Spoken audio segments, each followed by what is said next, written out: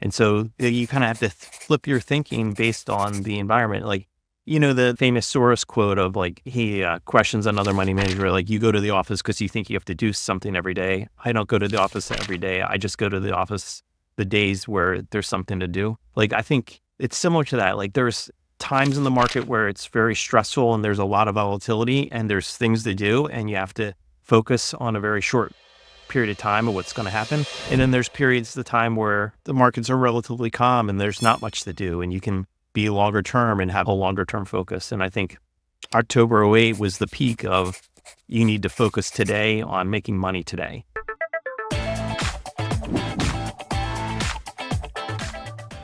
Well, Derek, I've been quite excited to bring you onto the show as you have an impressive track record to date. So your fund, Gator Capital, it's compounded at 21% net of fees as of September 2024 since the inception back in July of 2008. And it's certainly one of the best track records I've ever come across.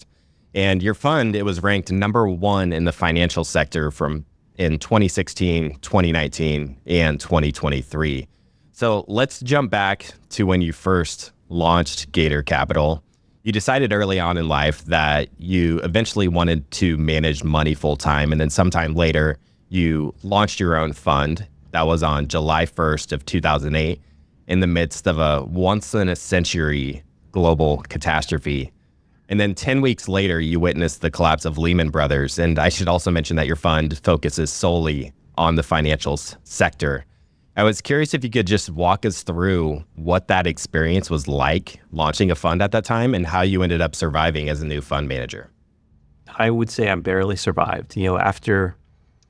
After my first 3 months, I launched July 1st, '08, and after 3 months, my fund was down 29%. I thought, oh my goodness, like my dream, my journey of 15 years to get to launching my own fund is gone after 3 months. That was quick. And, I had hired an analyst, I had rented office space. And at that point I was like, well, I just need to batten down the hatches. And, I had to give severance to my analyst and send him to New York to go find a job, and just said, I don't think I could go find a job myself. I need to just start making money in the market. And so I remember October 1st, I just sat down and said, okay, I'm going to make money today. And every day in October that month, I tried to make money that day. And I actually had a very good October of '08. The market was down 16% and I was up 16%. And it was the type of thing where like I was reporting to my wife intraday, like at lunch, I would be like, I made $3,000 this morning and just trading. And so it was like one of those experiences where your back gets up against the wall and you have no way out but to go forward. And, it's just like a huge character building event to be in that precarious position and then dig your way out. I would say like, even if I dug my way to like at the end of '08, I finished at '08 down 15%. And, so I wasn't down the 30%. I clawed my way back a little bit. And even at that point, like it wasn't clear at all that the hedge fund was going to become a business. I was just trying to make money for myself and, because I was the only investor in the fund. And, I kind of caught a break in early '09. So like, at the end of '08, I've been trading the Fannie Mae preferreds. Fannie got put into conservatorship in September '08, and one of the first events of the crash that really precipitated the crash. And I was trading the preferreds, and there was like 17 different classes of preferred stock, and they're all pari passu, but they didn't trade at the same valuations. And there would be one day where the Class R preferreds would trade down, and I'd buy them and I'd sell the Class Ts and then swap back into the Class S's, just relative value trading amongst the different classes. And during '08, I was able to build that position without adding cash to it through that relative value trading. So coming into the '09, I think I had a 5% position in Fannie preferreds, Fannie and Freddie preferreds, but just referring to them as Fannie preferreds. And they finished '08 at 1.5 cents on the dollar. And I think by January 10th or 12th, they were trading at 9 cents on the dollar. So I was a 5% position that went up 6 times in 2 weeks. And so, here I am mid-January '09, and I'm up 20% for the month, 25% for the month. And so that really helped me. That kind of dug me out of my hole. I was like, okay, I'm going to survive this. And it also put me in a really good frame of mind emotionally to take risk, right? I mean, I'm up big, the market's down. If you look at Bank of America in January '09, it was down 50%. And I was up 25% during that month. And so I was pretty negative on the market still in early '09. I was worried about Citigroup and Bank of America being nationalized. That was the talk of the market. I thought that was going to be a mistake. If they did that and the market would take a leg down. And so I was relatively neutral on my positioning and was just trying to trade around positions, make money. And then towards the end of February, they bailed out Citigroup for the third time, and they did a preferred for common swap. And, at that point I thought, okay, that's the signal that Bank of America is not going to get nationalized. Like at that point, it was kind of like a tiering. Like Citigroup was some problem child at that point, and Bank of America was a notch higher. And when they gave Citigroup that deal, I looked at it and said, well, if they gave Bank of America the same deal, their preferreds should be money good, and they were trading for 30 cents on the dollar. So that was the start of taking advantage of '09. But going back to starting the fund, my journey, I moved to Florida to work for GSAM. So Goldman had their growth team based in Tampa. The team had previously been part of Raymond James. And they spun out of Raymond James, and Goldman acquired them in '97. So I joined the team in '02.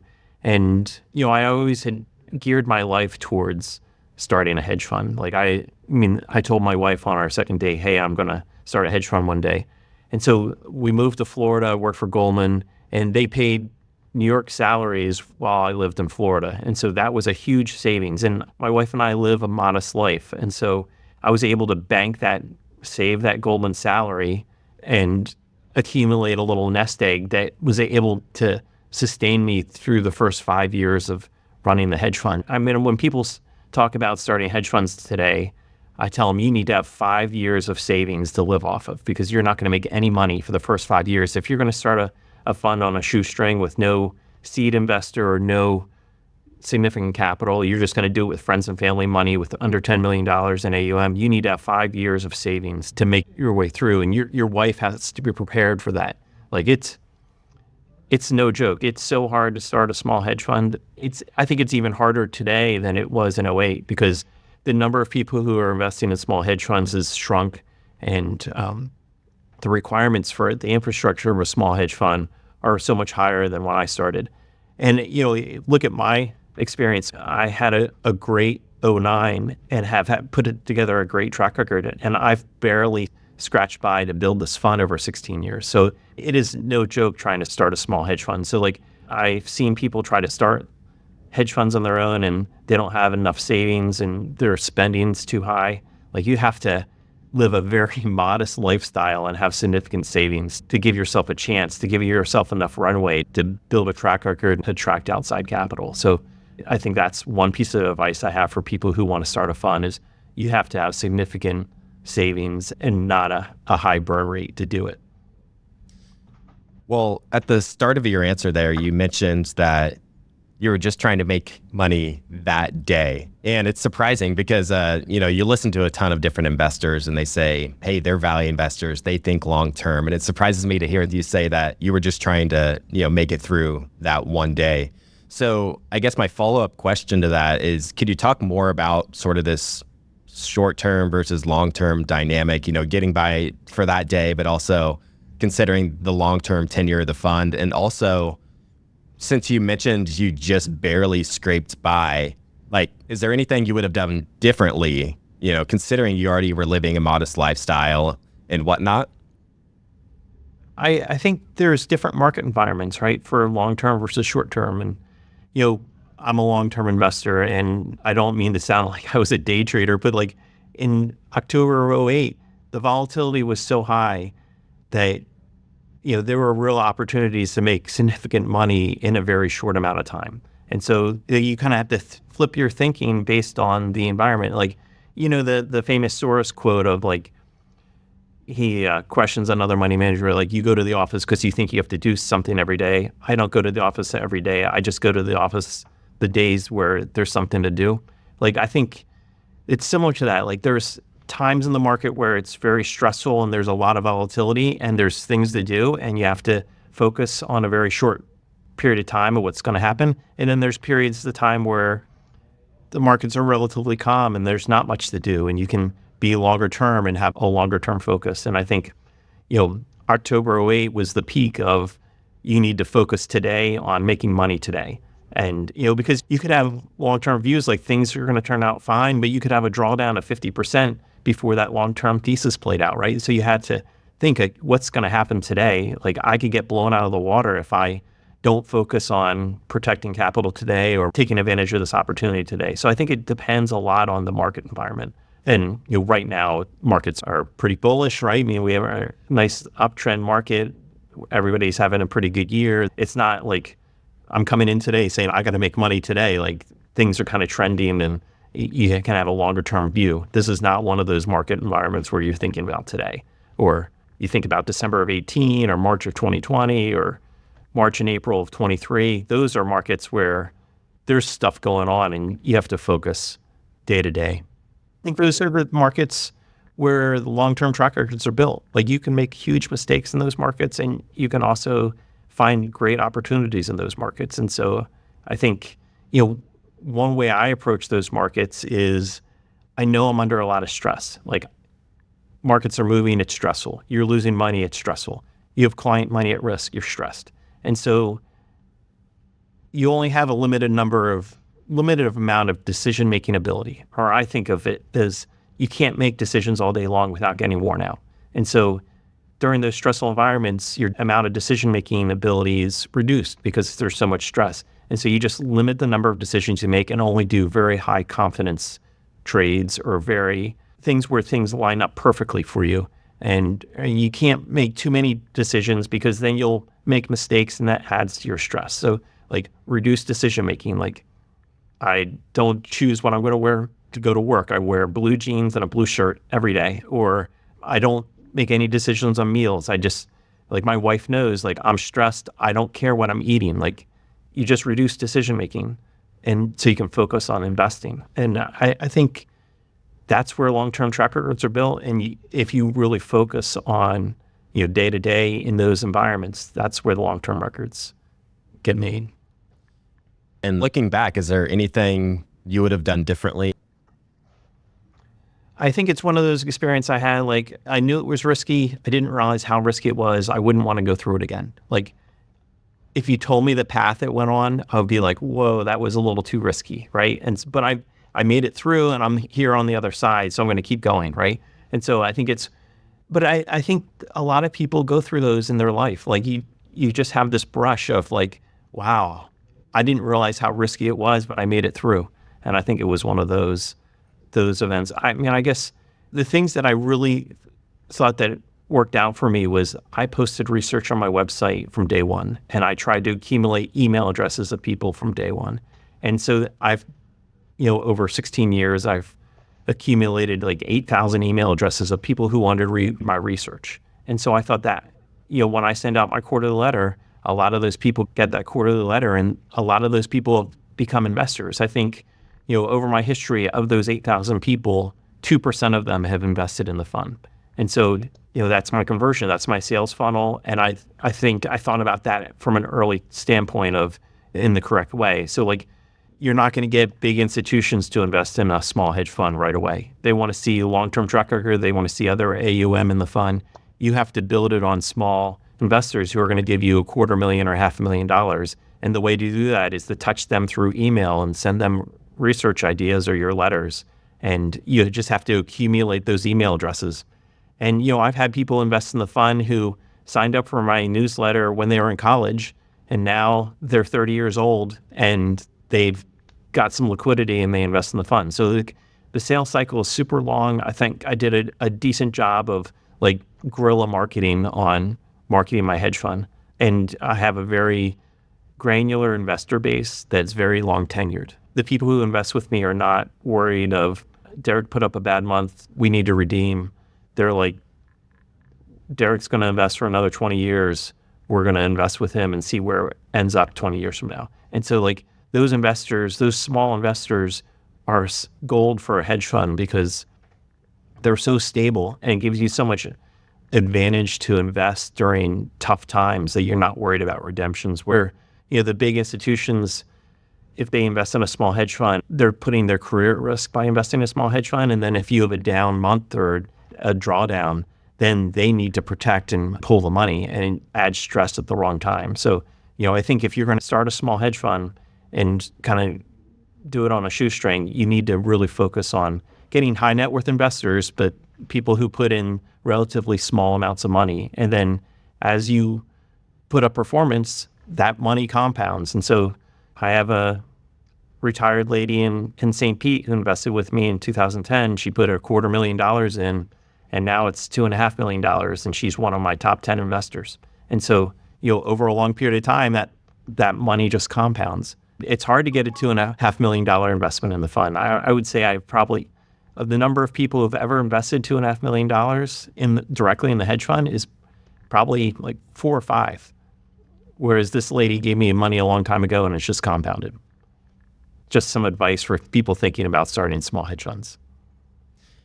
So during our previous call, you had mentioned that you had a really good 2009 when we were talking about your track record. And I was like, well, how good? And you humbly mentioned 186%. And I went and checked what the S&P financials did that year, and it was up 15%.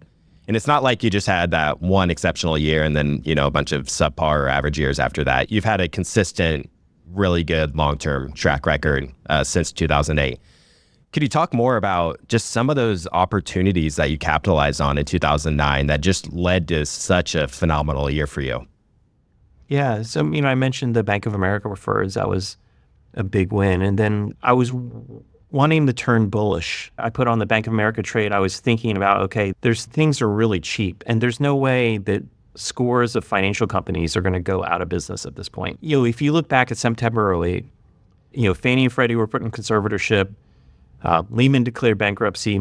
Merrill got sold to B of A. Washington Mutual got sold to Chase. Wachovia got sold to Wells Fargo. AIG got a huge infusion. Regulators made a lot of mistakes and destroyed confidence in the financial system. And I had a thesis that they had learned that lesson, or they had realized very quickly that they had made mistakes.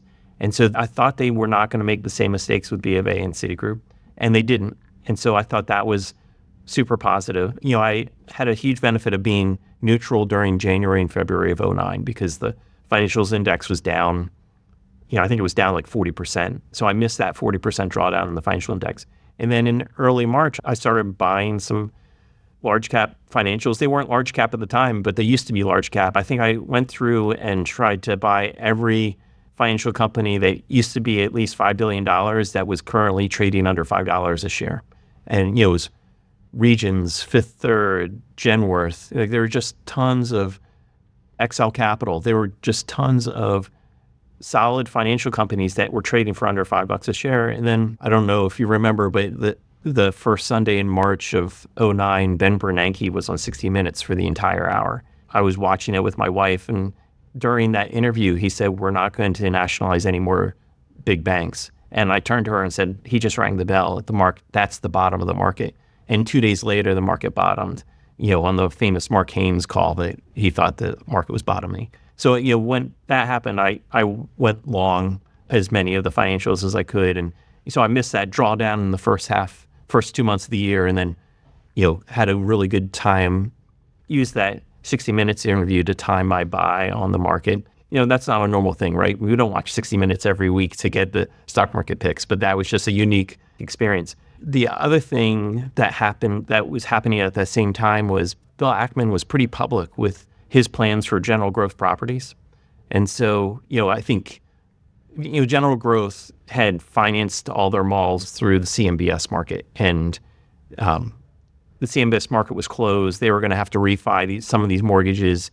And the stock, if you look at a chart of General Growth Properties in the fall of 2008, it just went straight down. And, Bill Ackman came out and was very public about he owned 40% of the company on, you can only buy 10% of a REIT, but he had accumulated a 40% position through swaps through, I think, Deutsche Bank and another investment bank. Maybe it was Credit Suisse. So he had this huge equity position in General Growth, and he said, I'm going to walk it through bankruptcy, and the equity holders are going to come out on the other side. And he used, I think it was Alexander and Alexander as his example something that had the playbook of that he was going to follow. And when he was public about this, the stock was at 60 cents. And then the day they declared bankruptcy, the stock went to 40 cents. And so Ackman's a very smart investor. I bought a 1% position in General Growth Properties at 40 cents. And the stock ended the year above $8 a share. So that was a 20 bagger. So a 1% position went up 20 times. And did I look at every mall that General Growth owned? No. It was kind of, Ackman gave you the playbook, and I thought there was a good chance he could do it. And, I was up so much from the Fannie preferreds that, 1%, maybe it's a zero. Like, it's 1%, who cares? And so, maybe that's not great risk management. It's kind of like the parlay, Druckenmiller's parlay theory. Like, when you're up, that's the time to bet big, because you're kind of feeling it, and, you're thinking clearly, and you can kind of parlay it. Like, a lot of people ask, when you're up big, why don't you just lock it down and hedge for the rest of the year and earn it? And I have the exact opposite view of, when you're up big, then you should bet big, because you can get those monster years of parlaying your bets. And your frame of thinking is in the best position it could be, because you're up and you're thinking clearly. Now, you can't have hubris, right? You have to still do the work, but it's kind of like pyramiding or parlaying your bets to get the big years. Buy low, sell high. It's easy to say, hard to do.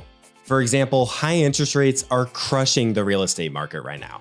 Demand is dropping and prices are falling for many of the best assets. It's no wonder the Fundrise flagship fund plans to go on a buying spree, expanding its billion-dollar real estate portfolio over the next few months. You can add the Fundrise flagship fund to your portfolio in just minutes with as little as $10 by visiting fundrise.com/WSB. That's fundrise.com/WSB. Carefully consider the investment objectives, risks, charges, and expenses of the Fundrise flagship fund before investing. This and other information can be found in the fund's prospectus at fundrise.com/flagship. This is a paid advertisement. Yeah, that's amazing. I wanted to transition here to talk more about financials specifically, since that's the area that you specialize in. And you're really a value investor at heart, and also a big fan of Warren Buffett, like us here at TIP.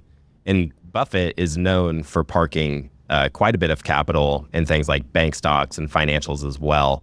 And Bank of America is a top holding for Berkshire at around $40 billion. And then I look at his list of holdings. He also has American Express at around $35 billion. Why do you think Buffett likes these financials companies? I think it's within his circle of competence. Like, he's known about the banking business for a long time. I think he used to own a small bank in the late 60s, and he's always had significant investments in the banks. He just understands the business. I think even he was surprised by the high returns the banking business had.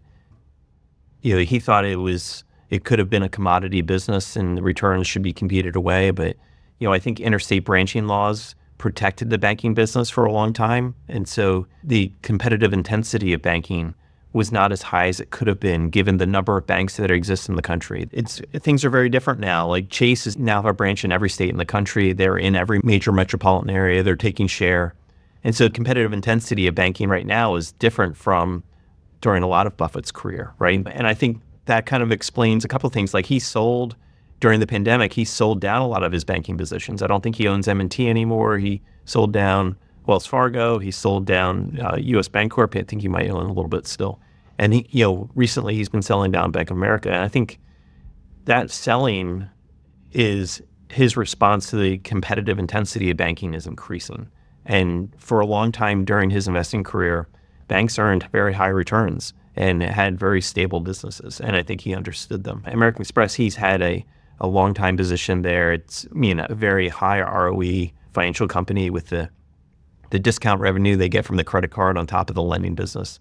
It's a very good compounder of capital. And so, he had that early experience in his career where he put 40% of the fund in American Express during the scandal they had in the early 60s and made a ton of money. So I think he's always had a big affinity for them. But,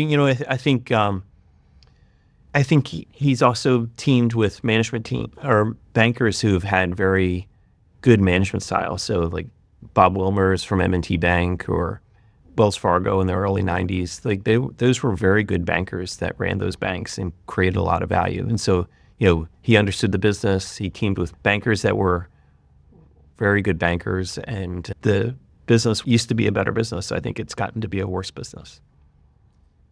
Yeah, you mentioned him selling some Bank of America shares. So recently he's actually sold over $7 billion worth, which I think is somewhat of a surprise to people given Berkshire's cash pile, because, it's all about opportunity costs.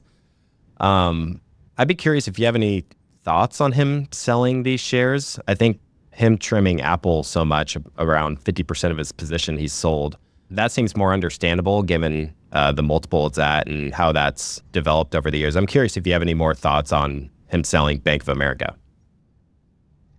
Yeah, so Bank of America has about $600 billion in low coupon MBS. And my guess is he's looked at that position in the Bank of America investment portfolio and was disappointed with that risk management or that decision making of, they've encumbered their balance sheet with a lot of low coupon MBS that are going to hang around for years and years. Now, Bank of America has a great deposit franchise, so they can endure that mistake and they weren't the only bank that made that mistake. Like, of course, we all know Silicon Valley made the same mistake, and there's other banks, Bank of Hawaii, Schwab has done the same thing. I can't mind read Buffett. When I look at Bank of America, I'm disappointed by that decision that they put so much of their balance sheet into 1.5% or 2% coupon MBS that they know have the ability to extend durations for a very long time. And I think my guess is he downgraded his view of management after seeing them do that. Mm-hmm. So turning back to Gator Capital here, I'm sure many in the audience are wondering why one would put 100% of their focus on the financial sector, given that it's a somewhat relatively unattractive area of the market. But of course, with so many stocks, investors like you can sift through and find some of these great opportunities that are overlooked. So the financials index, for example, is compounded at around 8%, while your fund is compounded at that 21% rate. So maybe you could share more about why you ended up focusing purely on financials and starting Gator Capital. Yeah, I guess there's two things. When I started the fund, I wanted to focus on financials because that's where my expertise was, right? I didn't think people would pay me to pick healthcare stocks or tech stocks. And I thought there was a better chance of me creating value within the financial sector. I think there's a pretty big diversity of business types within financials. You have insurance and banks are totally different. You have capital markets firms like brokerage firms and asset managers. And then there's a lot of specialty lending businesses, not to mention REITs. And so I just like that diversity within financials, and I understand the businesses. And I feel like I've created expertise within that universe. I also think that after the financial crisis, started the fund right at the beginning of the financial crisis. I think that there's a lot of generalist investors who just shy away from financials because it massively underperforms the rest of the market. And I think there's some people who just view of like, why do I even need to bother with the financial sector? Like every generation it goes down. With S&L crisis in 1990, the financial crisis in 08, that was only 18 years apart. Like, could you have a good career as an investor just ignoring the financial sector? I can't argue against that. There's going to be another crisis in 20 or 30 years where financials will all go down, some credit crisis or something. I actually think that might have been put off a little bit by some of the change in regulation. Maybe it won't come in 20 or 30 years. Maybe it'll be further away. But I think there's rational investors who just don't play in that sandbox. And so that creates more opportunity for people like me. When I look at small mid-cap financials and see some of the valuations, and they sit there for months at a time at very inexpensive valuations, even though good things are happening, it's just less people are looking at the at the financials, and eventually the value does come out and the market recognizes it, but it's not instantaneous. I feel like it is in other sectors. So I just feel like it's moving a little bit more slowly, and, I've been able to extract alpha out of the sector. So I'm just going to continue moving on with that. And, I think there's a lot of opportunity right now in financials. There's a lot of cheap stocks. There's a lot of changes. I think the rate cuts are going to be very good for the sector. I think the inverted yield curve has been a huge headwind for the sector for a while. The regional bank index is the same price it was 6 years ago, even though some of the banks have compounded and grown. And so I think there's a lot of inexpensive companies there. And, I think there's a lot of opportunities still. So I'm going to continue focusing on it. I loved one of the slides in, I believe it was your investor presentation, that essentially showed that your fund has minimal overlap with a lot of the institutions. And it essentially shows that you're looking where a lot of other funds aren't looking. So certainly you can create some opportunities there. And in one of your recent letters, you outlined how you tend to have 130% gross long exposure. And I thought that was quite unique considering all the guests I've chatted with on the show. A lot of value investors are just long only, no shorts, no leverage or whatnot. So in practice, I'm curious how you get to that 130% gross long figure and, what led you to taking that approach? There are a couple things. One, Buffett uses leverage, right? I mean, he gets leverage through the insurance business. And so, he's made comments in the past where he wishes he took more risk during his career because things tend to work out. And so, I wanted to take advantage of that insight. When I look at my return attribution between my longs and my shorts, if the index has returned about 8% a year, my shorts have been like 7% a year. So like I've lost money on my shorts, but they've underperformed the index a little bit. But then I look at the performance of my longs, and the numbers are in like the high 20s, low 30s of my longs. And so I was trying to figure out a way, how do I get more of my longs? Use a little bit of leverage. And, if I can increase the size of my long portfolio by 30% and hedge it with shorts that I lose money on, but that's the spread between those is 20%. That's additive to the fund's return. So that's kind of how I think about it. Would I love to find shorts or leverage that was free like Buffett had, or negative cost like Buffett? Like, yeah, that would be ideal, but I think it's unlikely that I'll be buying an insurance company anytime soon. So I'm just enduring the way it's set up now with losing some money on my shorts over time. Right. And it's quite interesting too to think about just like, adding another sort of pocket to your portfolio. And in your case, it's the shorts. This takes a lot of time and research to get to know these companies. So yeah, it's interesting how you're taking that approach, and it's adding a few percentage points of alpha at the end of the day still.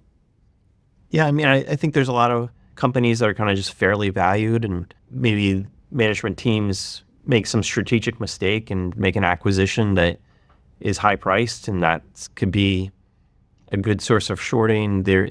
Sometimes there's capital markets offerings that you think, wow, that's super overpriced. When the SPAC craze was happening in 2021, there were some newly minted financial companies that came out, and especially in the mortgage banking industry or the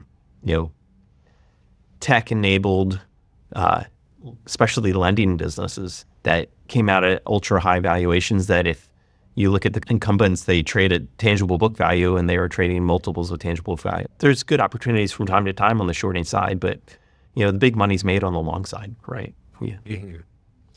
When a number of people think about financials, they probably think a lot about banks. And banking is certainly a tough business to be in, and it can be challenging to differentiate yourself against your competitors. You mentioned Buffett earlier, and many people sort of assuming that it's a commodity-like business. But some banks have actually proven to be great long-term holdings, including the top name in your fund, First Citizens, which we'll be getting to later. What are some ways in which banks can create some sort of competitive advantage relative to other companies they're competing with? There are several ways. One is to be a specialist on asset generating, like a particular type of lending, or on deposit gathering. And so like there's certain banks that are very good at gathering deposits. And so that's, just having that specialized focus and that knowledge of, we're going to grow the franchise value of our franchise by focusing on deposit gathering is a way to get a competitive advantage. And then I also think that all the banks that earn high returns on equity all have expense discipline. You have to be, you can't let bureaucracy creep. You have to be really hard-edged on managing expenses. And I think that, I think it's just as hard. There are so many constituencies when you're running a bank. It's really hard to be tough on expenses all the time. And I think there's some bankers that have just proven over the years that they excel on managing expenses. And so I think those are the things. From time to time, you can have banks that add value by managing their balance sheets very conservatively so that when we go into recessions, that they're the buyer of choice. So you mentioned First Citizens, that's how they operate. M&T Bank is the classic case of that. I mean, they always bought the down and out franchises in adjacent footprints to buy franchises on the cheap and integrate them into their way of doing business, make them run a little bit more conservatively, charge premium prices for their loans, and keep expenses low so they earned high returns on capital. I think when you look at the banks that are the best returning banks, are the banks that grow tangible book value the fastest, and you grow tangible book value by not doing dumb acquisitions and having a high return on equity. You also have to have some organic growth to, reinvest those returns of equity back into the business. And so that's the formula that I look for. If you look at the banks that I own, and then you look at the banks that have the highest growth of tangible book value per share over the past 10 or 20 years, there's heavy overlap between those two lists. One of the items you mentioned there was a conservatively run balance sheet and being the buyer of choice when the tough times hit. So First Citizens, they purchased Silicon Valley Bank during the banking crisis. Is that right? And talk about some value accretion that led First Citizens. Sure. Yeah, so they were the buyer of Silicon Valley Bank. It was rumored the week before they bought it, and then the deal came out. The deal that they struck with the FDIC was so valuable to them. I think it doubled tangible book value that day. So they bought it, Silicon Valley, at such a discount to the net assets they are accumulating that it doubled their own tangible book value. But that's not the first time they've done a deal like that. They bought CIT during the pandemic. And, prior to that, during the great financial crisis, they were the biggest acquirer of FDIC-assisted deals. So they bought banks across the country, as the FDIC closed them. And so they have this very dispersed branch network. They're just buying these little franchises that have deposits, and they bought them at a discount to their net worth, and they just were able to create value that way. So they run at a very high capital ratio compared to their peers, and they have become the buyer of resort or a buyer of first choice for the FDIC and or other troubled franchises. It's helped out. It's family run, so like the holding family runs the bank and have run the bank for close to 100 years. There's dual classes of common stock, so the family controls the B class shares, and so they're in control. I don't think there's some controversy there, right? I mean, the institutional shareholders don't like having dual classes of stock, but the family has done a great job of creating value. So you can't really say that that having the family in control has hurt the returns of the stock. I would say that having the two classes of common shares is preventing them from getting into certain indices, and they don't have as much passive ownership as their competitors do. And so they also trade. They don't trade necessarily in line with the banking indices. Like there'll be days where, like today, I think the stock's down, but the regional bank index is up almost 1%. And it's just because they're not included in the indices. So when people are doing those program trades for regional banks, they don't necessarily trade that stock. But I think that'll get worked out in coming years. I think the company has a very long-term focus on how to manage the business. They don't try to maximize ROE this year. They try to make sure that the bank endures through any recession that comes through. And I think the real opportunity right now with First Citizens is it's cheaper than other regional banks. It trades 1.2 times tangible book. The other regional banks are like 1.5 times tangible book. I think that valuation discount's going to close. They announced a huge stock buyback because they're so overcapitalized. Even after they do this buyback, they'll still have more capital than their peers. I don't know that they're actually be able to execute the stock buyback because I don't know that there's enough sellers in the stock to actually get them to buy all the shares that they've outlined. So I think that'll be a nice, lift to the stock as they execute on that stock buyback program. I think the other thing that people are missing with them is they're treating Silicon Valley, the old Silicon Valley franchise, as a runoff business that's going to decay. And I don't know that that's the case. I think First Citizens done a good job of retaining bankers, retaining clients. I think the venture capital community is going to come back to the bank. Now, certainly they won't retain the same amount of market share they had before. When Silicon Valley was running their business, I think they had a 60% market share of all venture funded companies banked at Silicon Valley. I think venture capital firms and venture founders have realized they need to diversify their bankers. So they're banking at Chase or Schwab or Stifel or HSBC. So, I don't think Silicon Valley will retain its same level of market share, but I think they're going to level out on market share and grow with the venture community. I think they add a real value to the venture capital community through their networking and people that they know. And so I think there's upside just for Citizens as we see the former Silicon Valley franchise start to grow. Mm-hmm. There's certainly a lot to like about First Citizens. They've compounded at 15% for 30 years. It's run by the third generation family with significant insider ownership. And what you were saying there about just the dual class structure, it can't be put into the indexes and institutions tend to shy away from it. It's sort of just like this situation that's just like a dream for investors that are looking for opportunities in the market where, you see this family that runs it so well, but for whatever reason, it just is ignored, or it literally cannot be included in an index because the family owns so many of the shares and there's not enough liquidity and whatnot. Why is it that institutions would shy away from a company like this? Is it just the liquidity issue, or is there something more to that? A lot of institutions, a lot of long-only managers benchmark themselves against the S&P, and First Citizens isn't in the S&P, so then you're taking an out-of-index bet by buying the shares. I think I think there's some institutional investors who just have it in their bylaws they're not going to buy dual class voting companies with dual class voting shares. And I would say, even though I say institutions underown it, it is a hedge fund favorite. So we're in this unique situation where generally long only institutions don't own it in size, but there's a lot of hedge funds who own it and they see that value. So it's very similar to me to the time period from 12 to 17 when hedge funds owned KKR and Blackstone, and long-only managers didn't own it because they were publicly traded partnerships.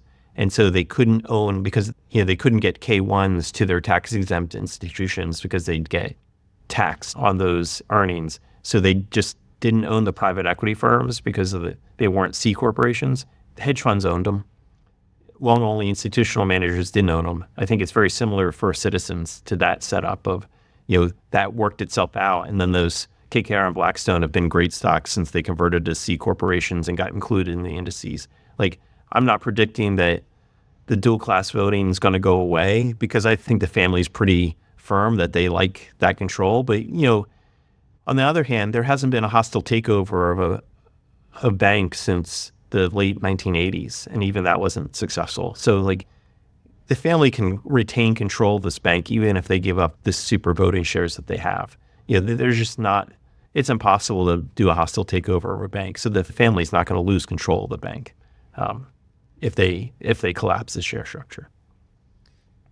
So we mentioned First Citizens purchasing Silicon Valley Bank, and it's been around 18 months since the banking crisis in early 2023. And rather than rehashing what happened during that crisis, how about you give a sense of how you would describe the current environment with respect to banking and what the recent interest rate cuts by the Federal Reserve mean for the sector overall? I think some of us were aware of the issues with Silicon Valley. I guess what I underestimated was how that would quickly convert into a funding crisis for regional banks. And so regional banks had been lagging their deposit rates as the Fed had increased rates. And then when Silicon Valley happened and there was run on Silicon Valley Bank by its customers, the cost of capital, the cost of funding for all regional banks went up, especially the ones with weaker deposit franchises. And so we've been in this weird situation where we've had Fed funds up at 538 and the yield curve has been inverted, and there's been a lot of pressure on regional banks for funding. If they want to make new loans, they have to raise capital, over 5%. And so then they're charging 8% on the loan just to make 300 basis points. I think that's a very different environment from where we were before, where their cost of funds were, 1 or 2%, and they could make loans at 6 or 7% and earn a big spread. So they haven't been wanting to grow because deposit costs have been high. As we get rates cut here, it should make regional banks more willing to make loans. It should ease the deposit funding costs. I think it'll just make the operating environment much more better for the banks. I think we need more rate cuts to make it even better for them. I think we need to get the Fed funds rate down to 3.5% or 3% for it to really be a good environment for the banks. But pressure's off, and it should be easing as we get through these next few Fed meetings and we see continued cuts. I guess the other thing that has been in the news about regional banks is the commercial real estate issue and, office buildings going to auction and trading for under $10 million.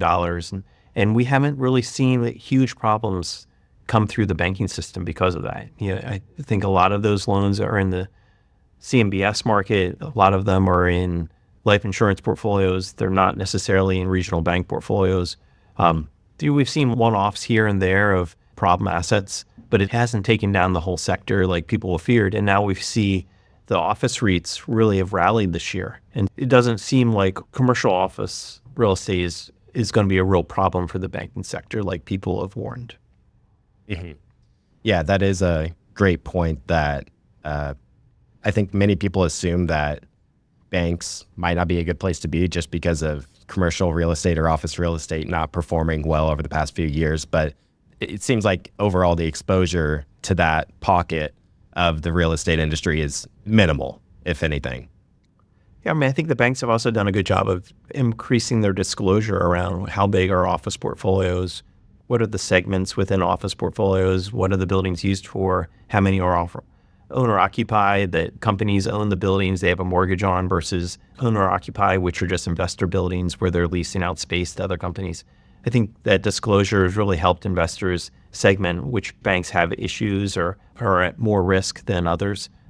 And I think that's helped the industry. I think more transparency helps investors get their arms around issues.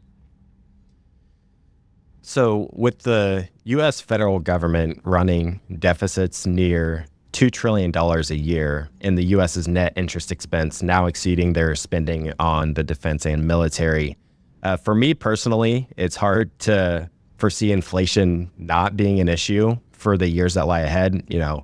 I don't know what inflation is going to do over the next year, but thinking out further, this seems to just create just a lot of, new money flowing into the system. And, I think eventually that might lead to higher prices of goods and services overall. If we see a higher inflation environment in the future, how are banks going to potentially, manage that risk if it ends up playing out that way? A high inflation environment would not be good for the banks. Moving rates up substantially and staying at high levels for a long time would really hurt that. I think we've seen it they have a lot of fixed rate loans on their books at low rates, and it takes a long time for that to turn over. I guess that is not a concern that I have. I am not worried about a high inflation environment. It's not clear to me that deficit spending creates inflation. If you look at the 80s, inflation came down a ton and we were running deficits. I think of money supply as more of the issue. So we get into a period like the pandemic and we have the PPP loans, we have stimulus checks being sent out to people, and everybody got money. And so then prices went up. I think there are some natural forces of deflation globally. We have 7 billion people on the planet, and a lot of them have standards of living way below ours.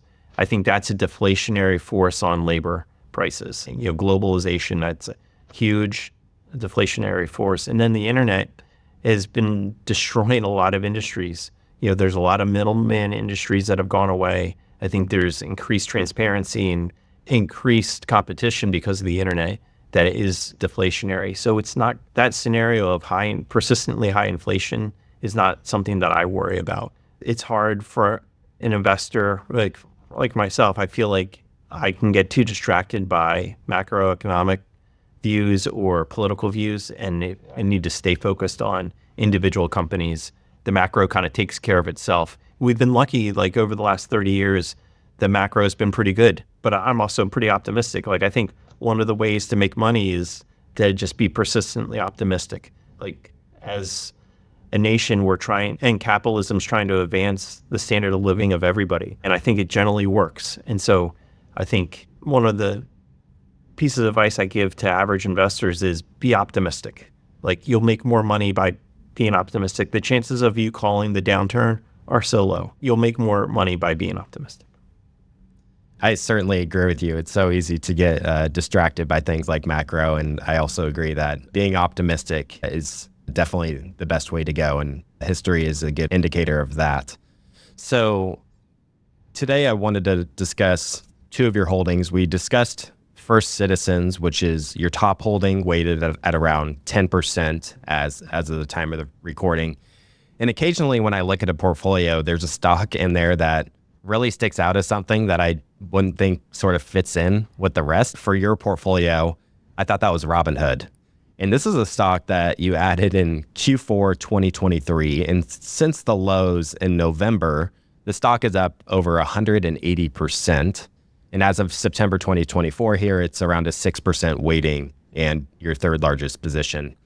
And I think most value investors would likely view Robinhood as a broker with limited profitability. It's been heavily influenced by these shifting interests within the retail crowd that's chasing the next hot trend. And ironically, you even shorted this stock in December of 2021 through April of 2022, and the stock fell by 50% during that period. And you mentioned earlier, you putting on some shorts during the SPAC boom and some of these companies coming out with IPOs and whatnot. What did you see in Robinhood in Q4 of 23 that you thought presented a good opportunity for you? Yeah, so I guess when I covered the short in March of 22, the stock had gotten down to $10, and I knew the tangible book value, which was mostly cash, was about $8. And so I didn't think there was much more downside. I thought it was just time to move on. But I'd been following the stock, and I was impressed by the number of young people who have gotten into investing, and they have the Robinhood app. Like that's their introduction to it. And I just paid attention to their business. And one reason is I think the discount brokerage business is a pretty interesting business. Like I remember when I first got into the business, Ameritrade was up, I think it was up 11 times in 1999.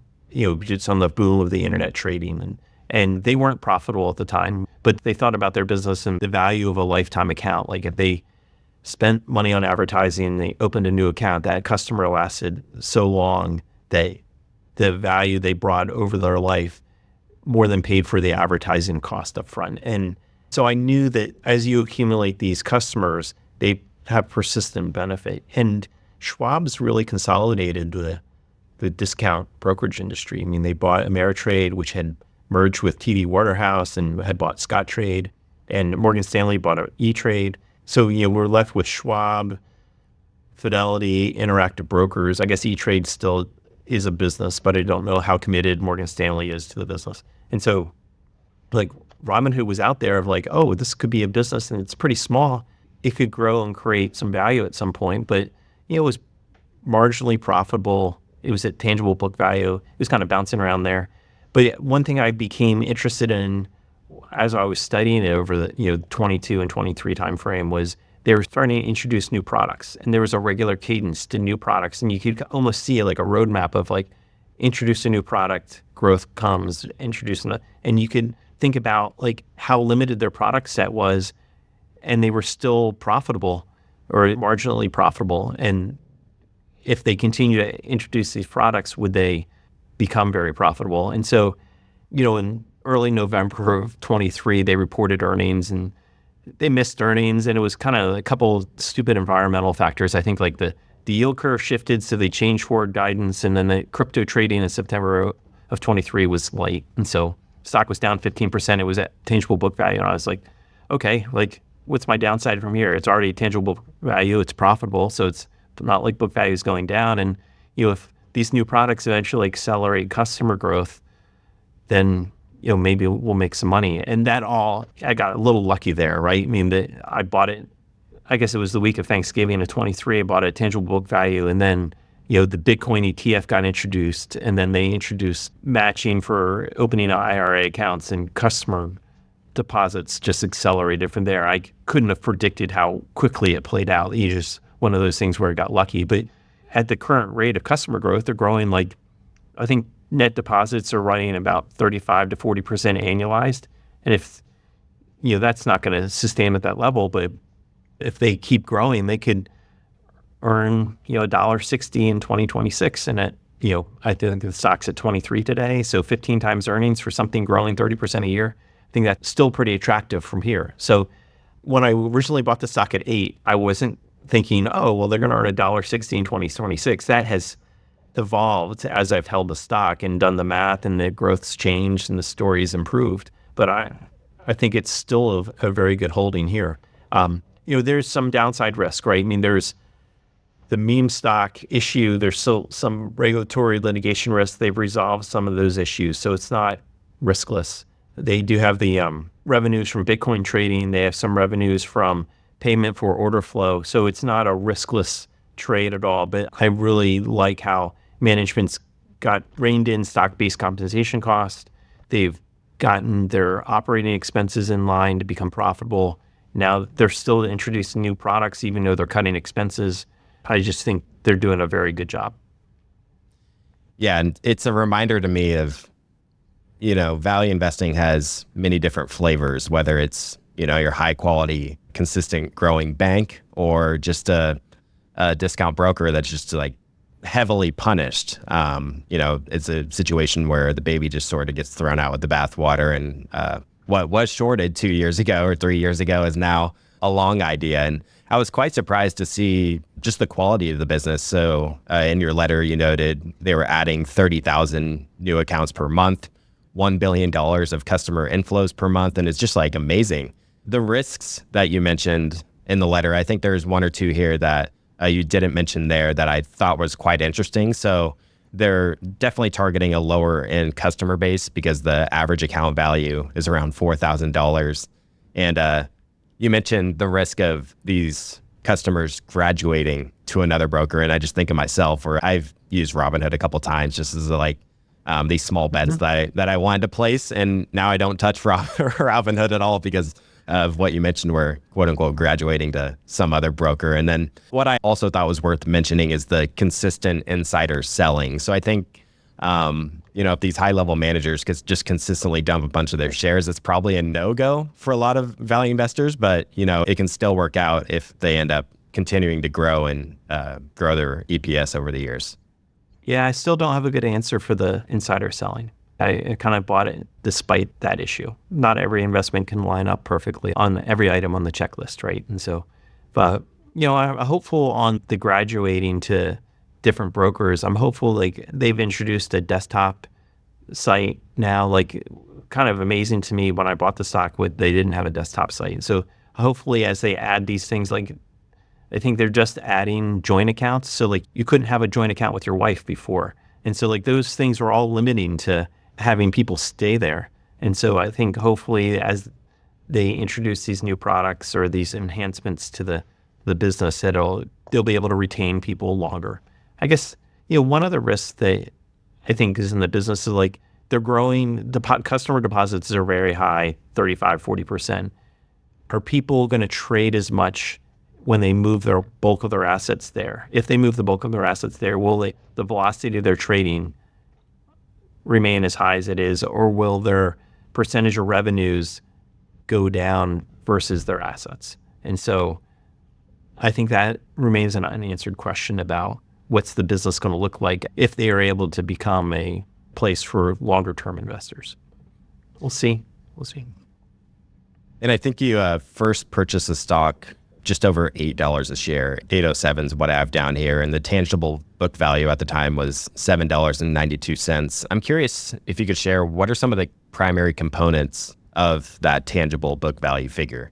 that, Yeah, give I you mean, the confidence that the value's there?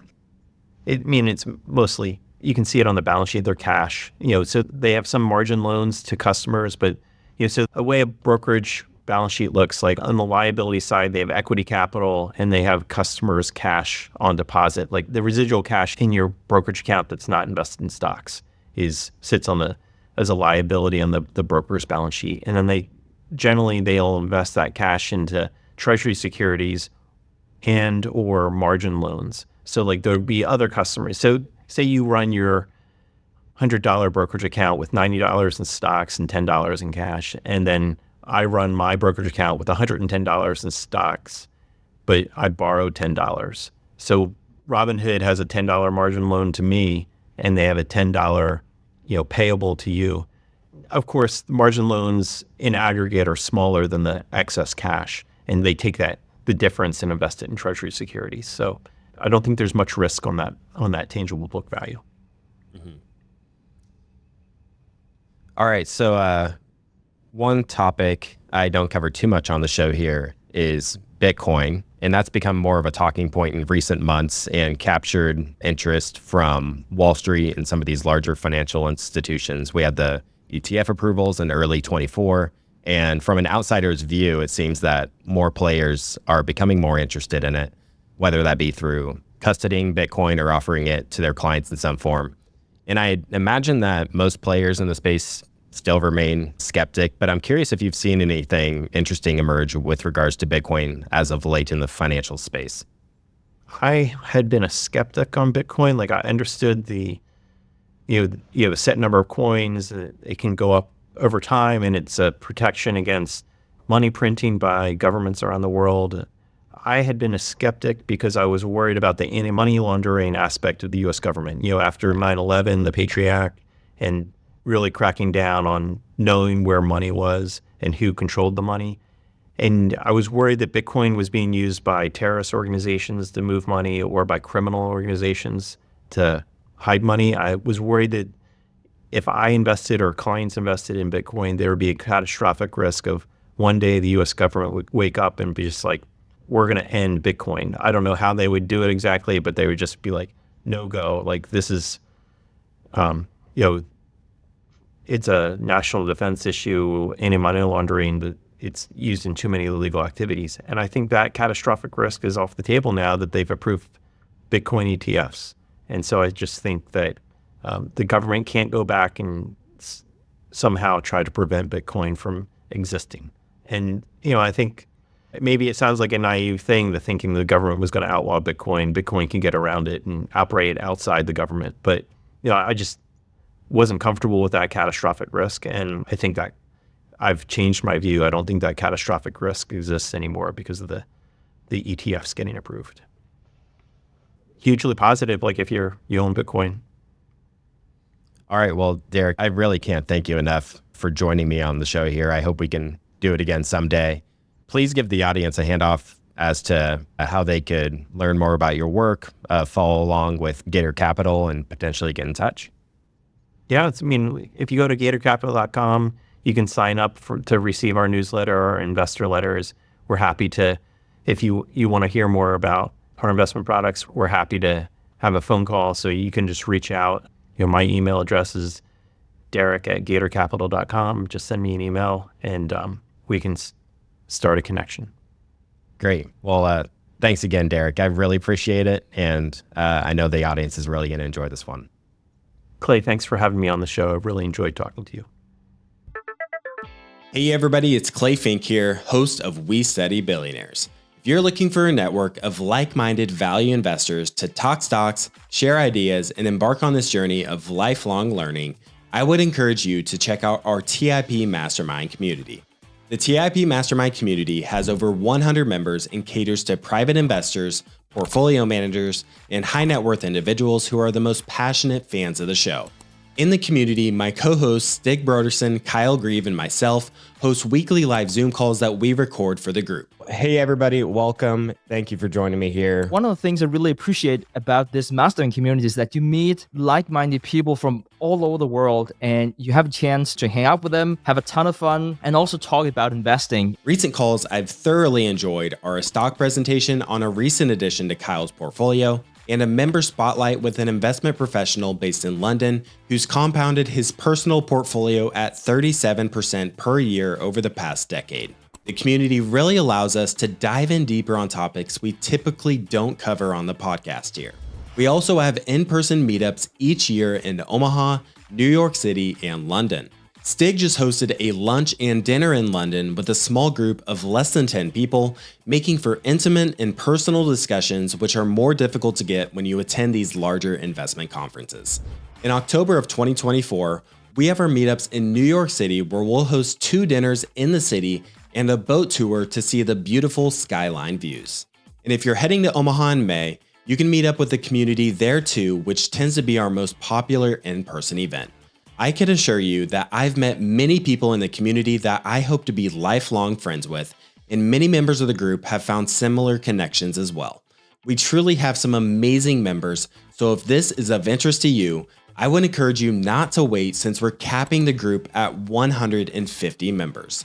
To learn more, you can join the waitlist at theinvestorspodcast.com/mastermind. That's theinvestorspodcast.com/mastermind, or simply click the link in the description below. Now, back to the show. There's 3 things that determine a stock price. It's earnings growth, it's the change in the PE multiple, and it's the amount of cash that you receive from the company via buybacks or dividends, so capital returns. So growth, the change in the multiple, and the capital return are the 3 engines. So I think it's helpful to keep those in mind when you're thinking about stocks and you're thinking about those 3 drivers, because that is what's going to determine your returns over the long run.